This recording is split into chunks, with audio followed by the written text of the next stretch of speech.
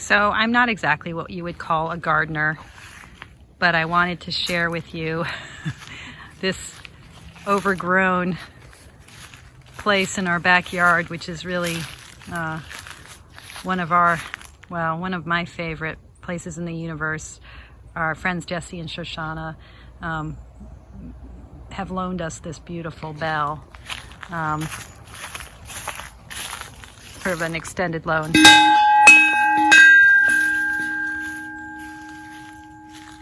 Sometimes you can hear that ringing if you ever come to meditation, my Tuesday evening mindfulness meditation, or to a Zoom. You can sometimes hear that bell in the background because the room that I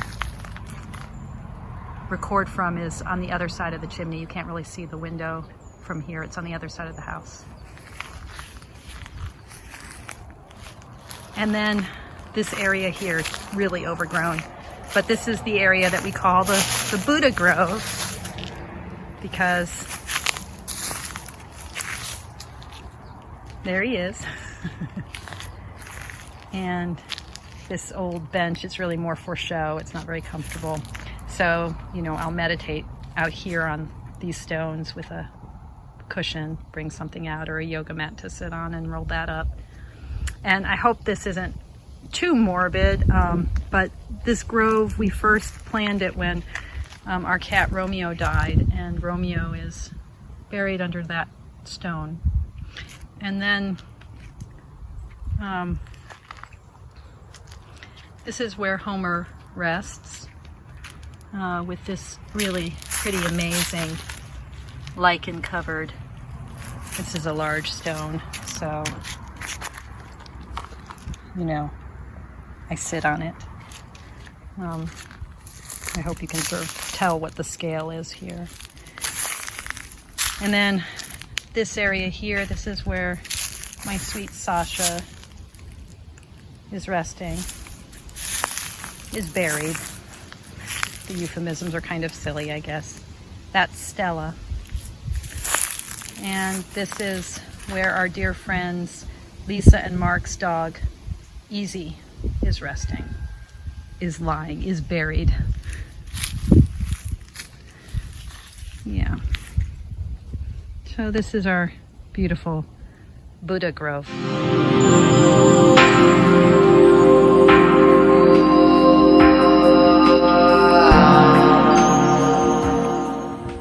So July 2022, my tower month. All month long I've been leaning as much in as I can into the places that feel difficult and intimidating and scary, the places in my own heart, the places I don't understand.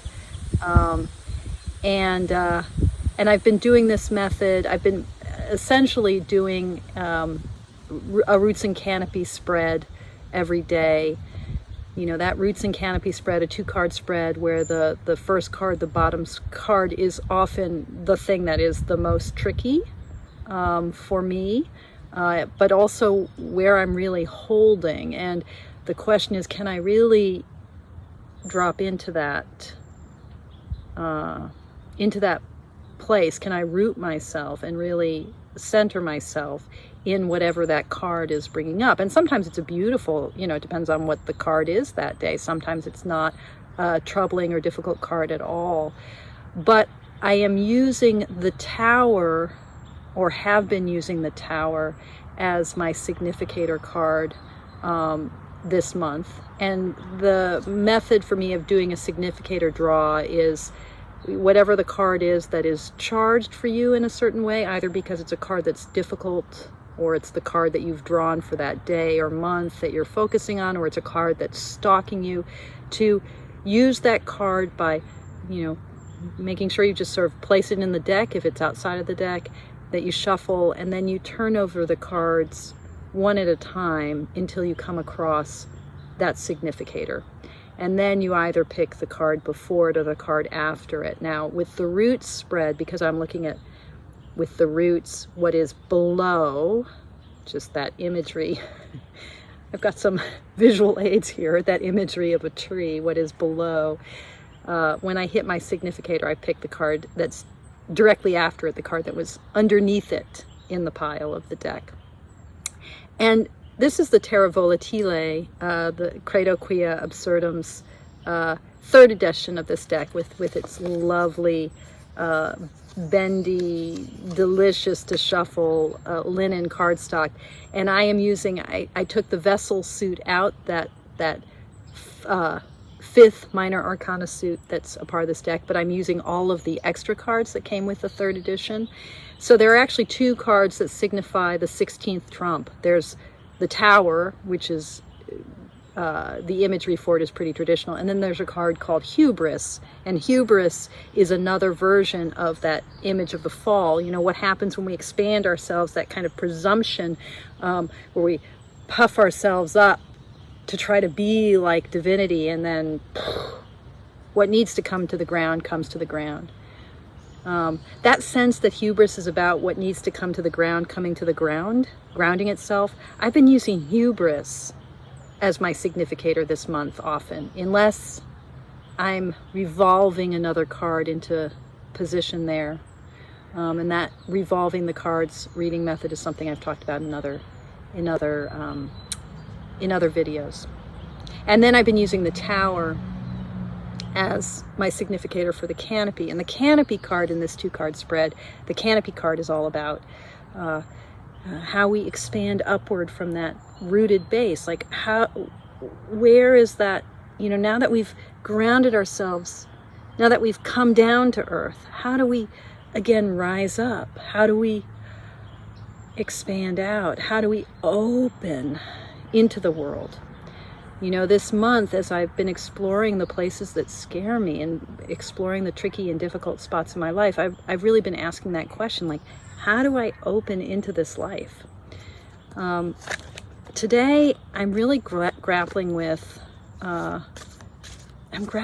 this sense that I keep feeling stuck, and I can't tell if my stuckness, my stuckness in thinking about my next move professionally, I can't tell if that stuckness comes from lack of confidence or if there's a wisdom in it. I can't tell exactly whether I need to push through something or settle into it. And I'm just kind of reaching a point where I feel like I really need to understand this sense of being stuck, where maybe I need to be courting this hubris or towery energy even more, like something needs to break, something needs to crash, something needs to tumble down, so that I can see what really is underneath this moment in my life, what really is at the core, what really is at the base. So I think today's reading is, I'm just going to do Hubris and Tower as my 2 significators, and I really think today's reading is about what needs to tumble, what needs to tumble down, what needs to break so that I can move forward. And not even move forward, what needs to break so I can be released. Trying to understand this sense I have that things need to tumble. All right, I'm going to go through the cards now, one at a time, until I hit Hubris and the Tower. And as I always say, this is the most interesting part of the reading, where I'm looking down in my lap at the cards that I'm turning over one at a time.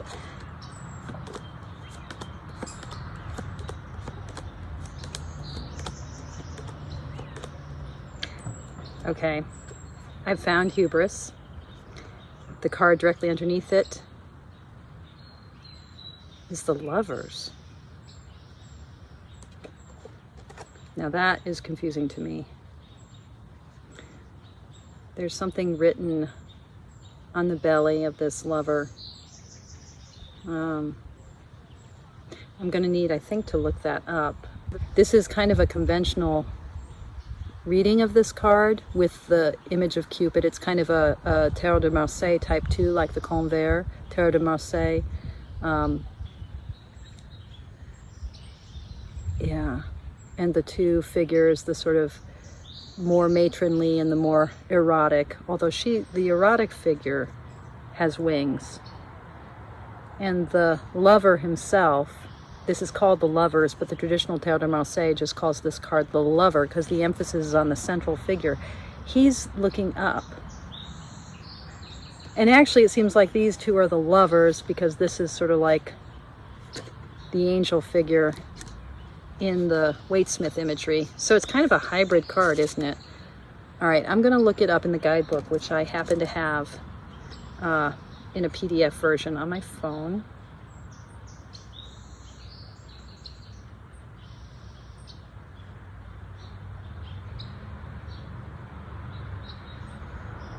Okay.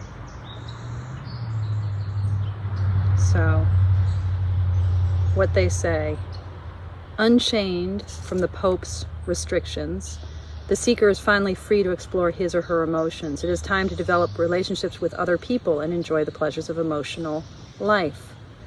A sexual energy and magnetism bond the three main characters together.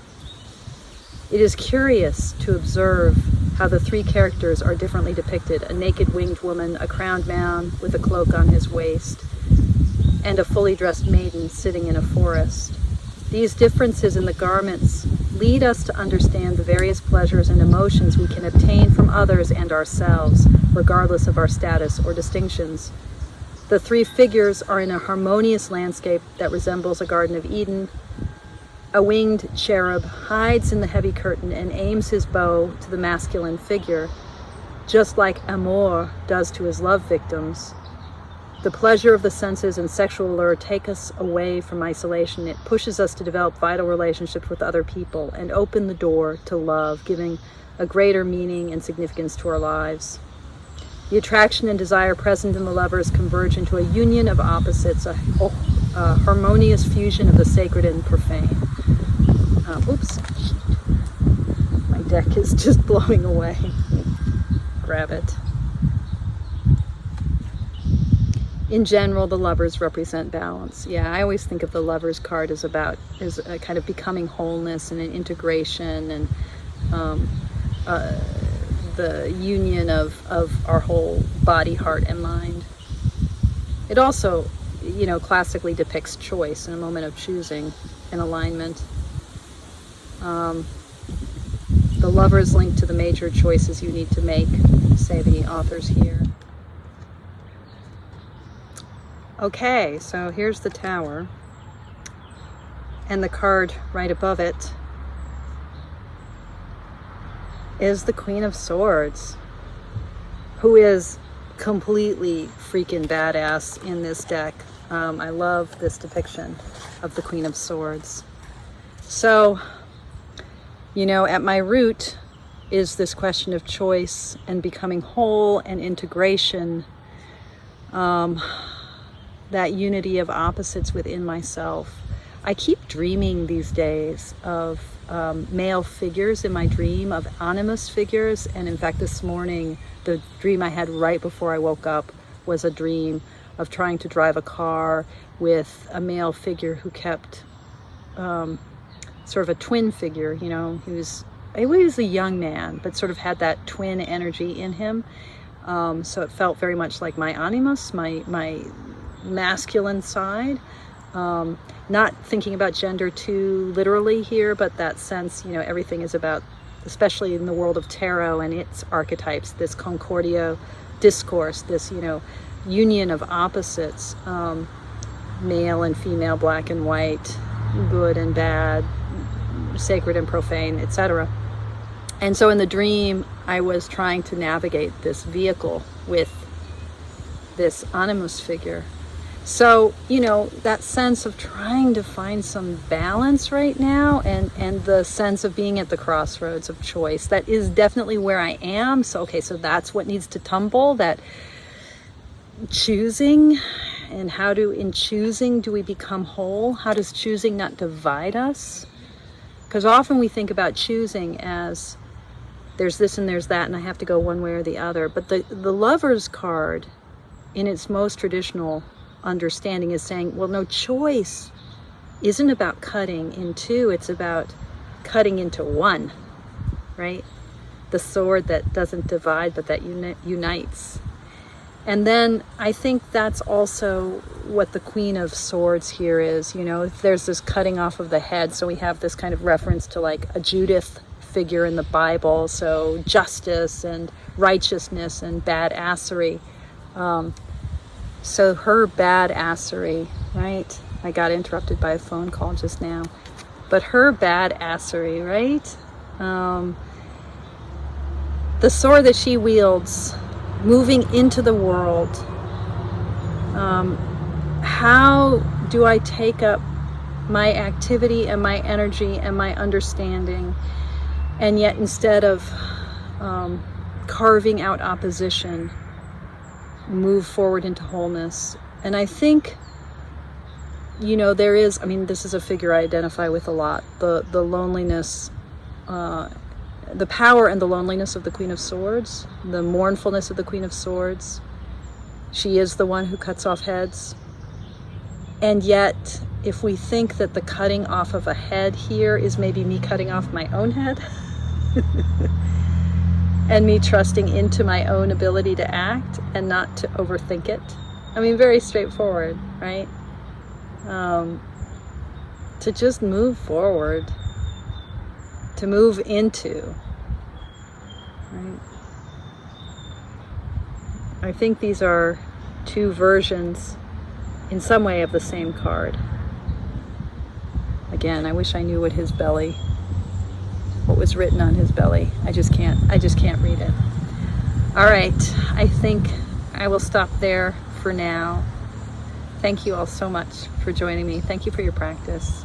And I guess if I had to bring forward this reading into a kind of general words for the collective, because I think every time we read deeply for anyone, we read deeply for everyone, I would say, trust in the path. Allow yourself the power and the fluency of carving your way forward, finding your way back home. Okay? Take good care, all. Thanks for joining.